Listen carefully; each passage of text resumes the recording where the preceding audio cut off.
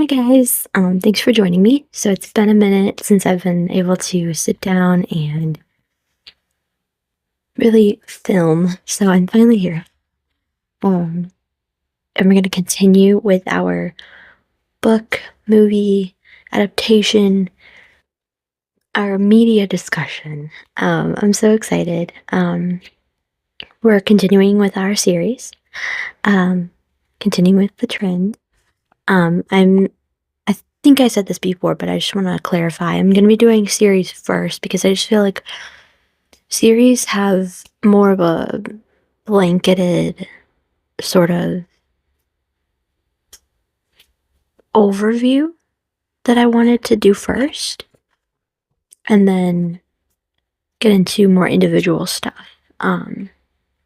So first, thank you for joining. Make sure you are subscribed. Make sure you're turning on post notifications, all that stuff. But let's go ahead and move forward with our next series. We are going to be talking about, of course, you probably guessed it. You probably were thinking it. We're going to be talking about the Divergent series. I really enjoy this series. I think it's very, very good. I just, the whole premise is just really, really well written. And yeah. So I have here the full set. The covers.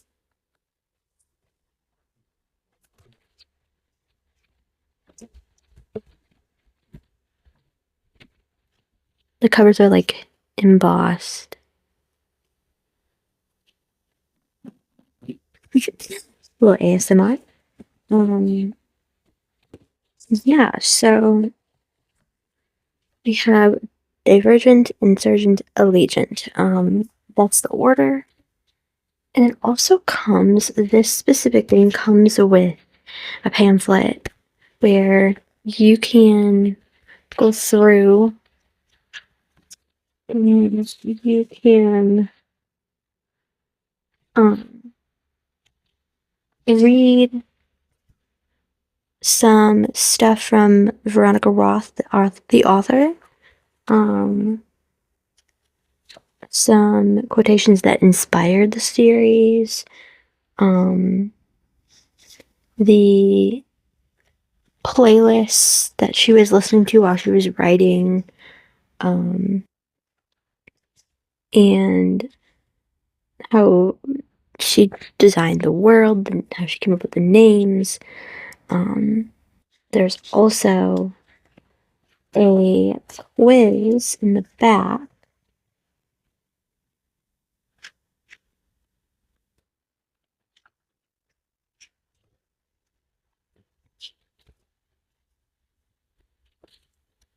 where you yourself can take a quiz to show you what faction or factions you might be classified in.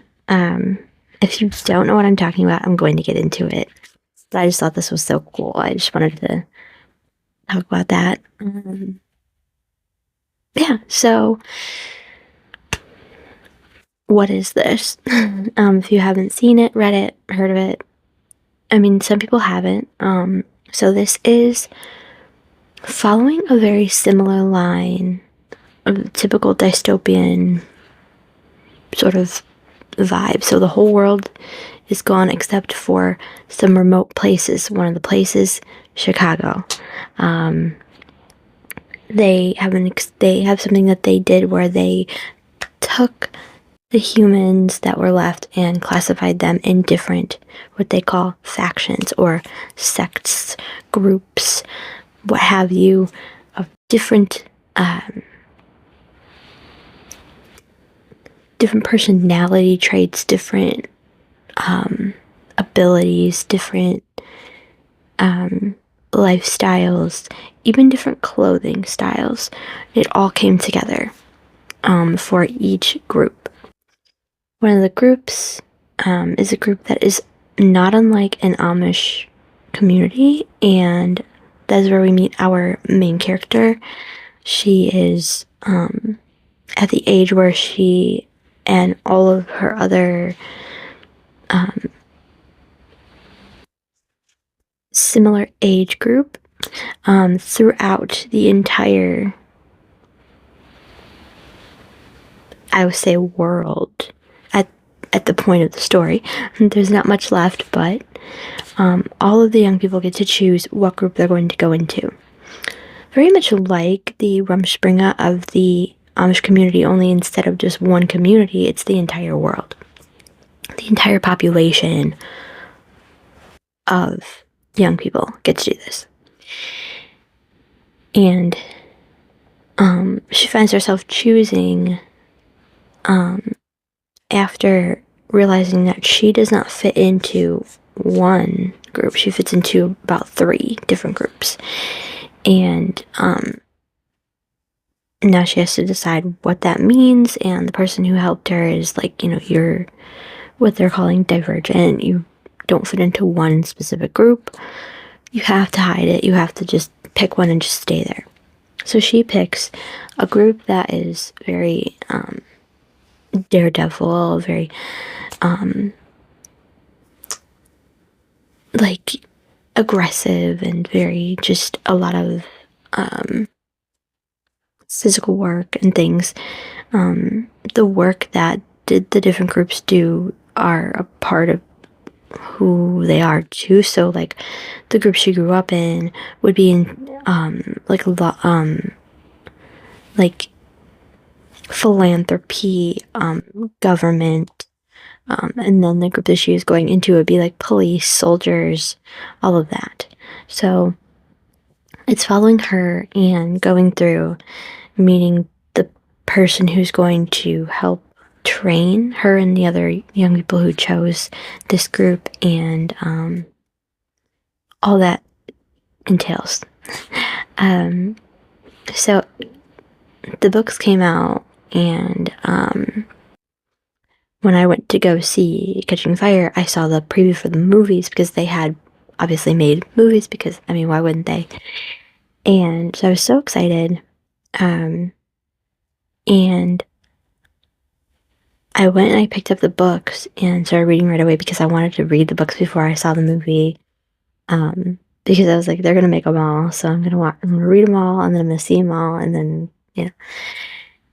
And I'm kind of glad I did, because it's funny, because I said about Hunger Games that I was like, it didn't matter that I saw the movies first, but this would have mattered, because this is where I kind of have some issues with the movies. So the movies are good. Don't get me wrong, they're good. It's just that I feel like the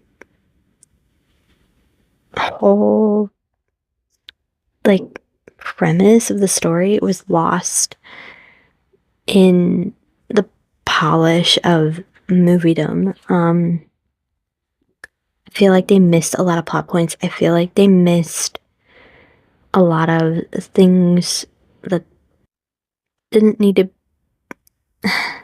They did a lot of things that didn't need to be there. They did a lot of things that didn't work. And as the movies progressed, it got worse. So like the first movie wasn't so bad. I can handle it. Second movie, there's just a lot of things. Let's talk about the books, and then we'll transition more into the movies. So in the books, we have our character Beatrice meeting the character for Tobias. Spoilers ahead, I guess, if you haven't read it, but most people have read these by now or seen the movies, so you basically get the point. We do feel such a connection between them almost instantly. Her just like staring at him from the second they lock eyes, you're just like, and so it's palpable and it grows, and I'm okay with that. the thing that I miss in the movie is I think they kind of dumb it down in some ways, but then also ramp it up in other ways, which it didn't make sense for me. The characters are instantly, intensely connected to each other, but there's no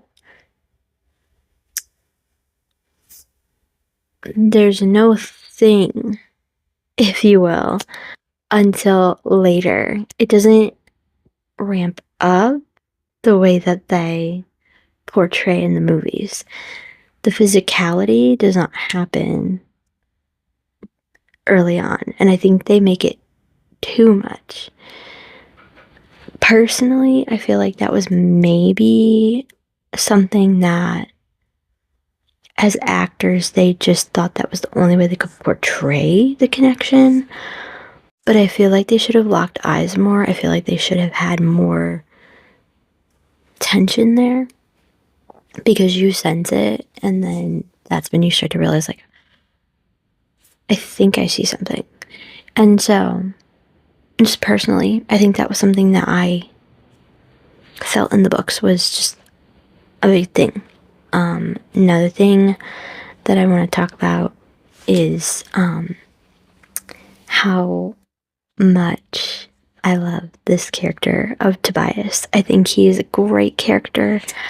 I love Beatrice, don't get me wrong, I love her, and I think she's such a reliable narrator that you feel comfortable going through the story with her. I know there is I believe a group of 3 books also from Tobias' point of view, but I didn't read them, and I don't think you need them. And I don't think you need them for this review. So, but there's something about this character of Tobias that I love so much, and it's funny because I saw this post about Katniss going feral when anybody is going after Peeta or coming at him. And I see it, and I see him going feral too. So let's not get it twisted, but nobody went as feral as Tobias when somebody was going to hurt Beatrice. This boy would run through a brick wall for her, and that you feel it in the writing, and it's so well done. They don't really portray it as much in the movie, and I wish they would have, because it would have made it so much deeper. It's okay.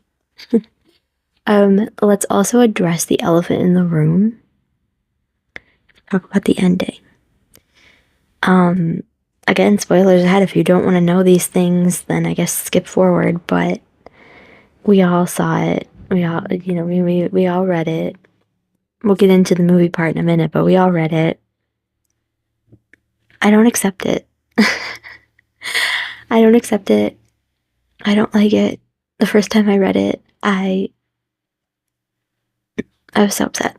This is not an ending that we want. No, it is not. This just doesn't. It doesn't work for me. Here's what I think. Okay. I believe there's a point. I would have to read it again. But I believe there's a point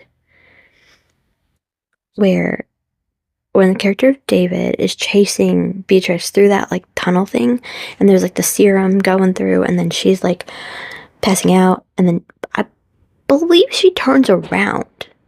When she turns around, he shoots her. The bullet could have gone up her back, and like boop, and like maybe hurt her. Maybe like she was, down and out for a while. But she didn't. In my mind, that would have been like she didn't die.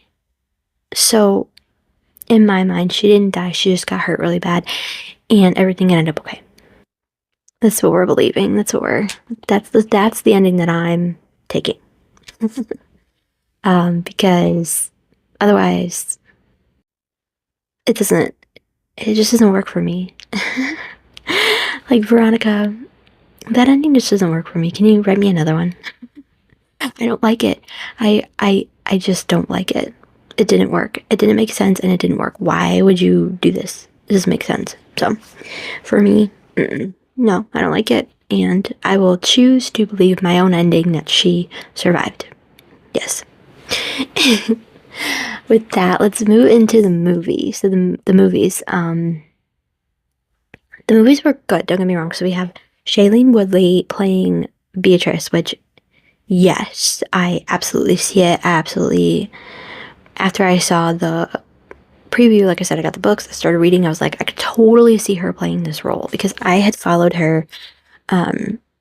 Funnily enough, from I saw the Felicity movie because I was a big American Girl fan, and so saw that, and I was like, oh, that's that girl who was in Felicity, and then she was also on Secret Life of the American Teenager, which I watched here and there, so I knew who she was, and she did a great job. And then we had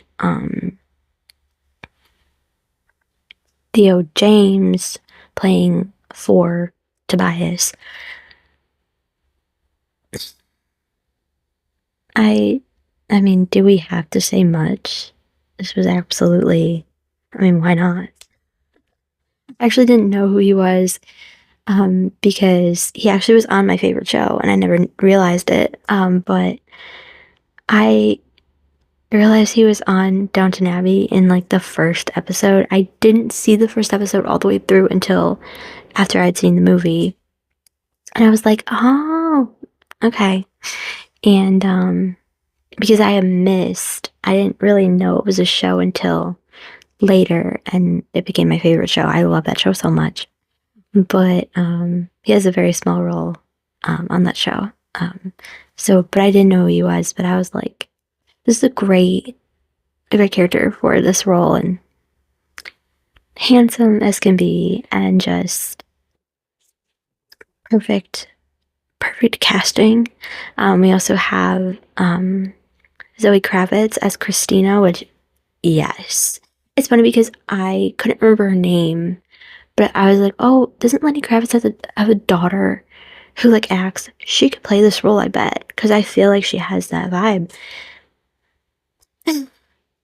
I'm getting good at this, like reading these books and casting. They need to ask me.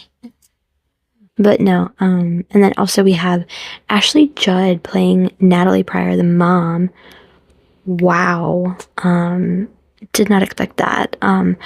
I really like her as an actress. I think she's a great actress. She does this character work really well, and I really like the character of the mom because you learn so much about her, and even though we don't get to see her much or for long, we kind of fall in love with her, and I just broke my heart. And then we also have Tony Goldwyn, aka Tarzan from the 1999 animated Tarzan, aka Carl from Ghost, which the fact that they're the same person, I didn't know that until I was much older than I care to admit. But I was like, oh, I know who that is. Um, but he plays the father, and just great character too. But anyway, also Miles Teller playing Peter, which I am upset with the casting for making such an amazing actor and guy play such a terrible character. Because I really, really like Miles Teller a lot. If you haven't seen Whiplash, what are you doing? Where are you? Go now, because it's an amazing movie and one of my favorite movies, and one of my favorite movies of his that I've seen. There's nothing better than a musician doing a musician movie, and he's a musician in my book, and I'm so glad that he did that movie.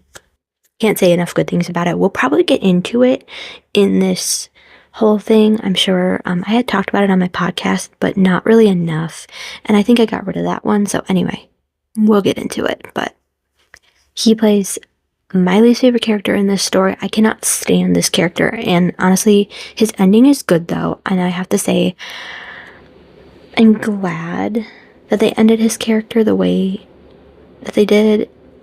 In the book, and the movies because I feel like it at least brought something. I feel like the book gave a little more redemption, which for me I like better. I think that she pulled it in neater for what it needed to be. I don't know. It just worked better for me. But yeah. Um, Also, another issue that I had with the movie, though. So I talked about the intimacy thing. That I did not feel comfortable with that. Did not like that. They do not become that intimate until the very last moments they're together, and that's what makes it. So in the movie, they're like halfway through the second movie, they're already, and it's like, no, we don't do this. Also, another like main thing that I really didn't like was the costuming was not. It wasn't what it was supposed to be in my mind. From what she has described in the book, from what she has given in the book, the costuming was not right in my mind. Whoever the costume designer was, I just think they didn't see it the same way, and it just didn't translate well onto screen. I just think that they could have done better. I don't really know for sure what. I don't really have an answer for that, but I just feel like it was too athleisure for the Dauntless. It was too. Everything was just not quite right.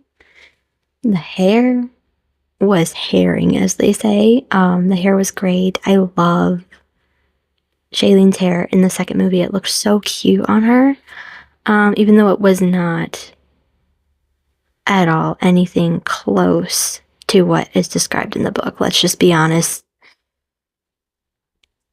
At that point, it was just like, what else are we gonna do? In the book, we see her describing herself as one night, which I think we can all probably relate to. She just couldn't sleep, so she cut her hair.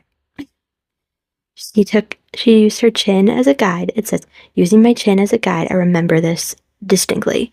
I cut all the way around. The back was hard, but I got it. So she has chin length hair. She describes her hair in the very beginning when her mother is cutting her hair in the very first sentence that her hair is long and straight and sandy blonde. I'm gonna put a picture of what they did to Shailene's hair. And so if her hair was long and straight and sandy blonde and then she cut it chin length, it would have been about here. So she would have had a bob. That's not a bob, that's a pixie.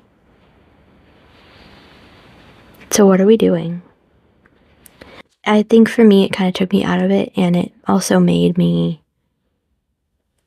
kind of.